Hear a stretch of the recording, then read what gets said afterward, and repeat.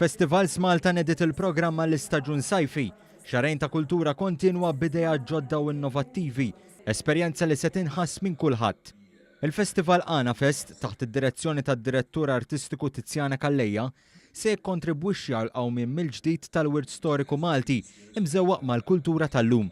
Ġini Largotti se jkun qed jieħu xejra differenti programma l-familja kollha. F'kummenti lil One News, Anabel Stivala, id-direttur ta' Festivals Malta, ta' aktar tarif dwar dan il-festival. Fl-Ana Fest dis-sena għandna travelers li ħajkunu hemmhekk waqt il-festival ħajkunu il-focal point, għandna l-proġett ta' Skalt li huwa importanti ħafna għax jiċċelebra il-letteratura Maltija u għandna l-Xarazad li b'kollaborazzjoni mal-French Embassy qegħdin naħdmu flimkien fuqhom. Isegwi l-Ana Fest hemm ġimagħtejn ta' arti varjata waqt il-Festival Malti Internazzjonali għall-Arti bit-tema tal-ilma. Il-Festival tal-Arti se jkun taħt id-direzzjoni ta' Ruben Zara. Il-Festival mhux se jkun fil-Belt Kapitali biss, imma se jinfirex f'diversi lokalitajiet.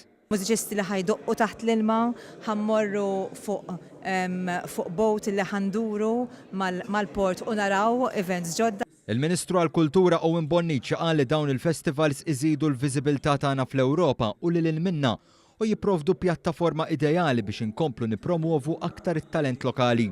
Qal il-Gvern ukoll mezz biex jagħmel dawn it-tip ta' festivals aktar aċċessibbli għal membri tal-komunità minħabba li huma ċelebrazzjoni tal-identità tagħna bħala soċjetà.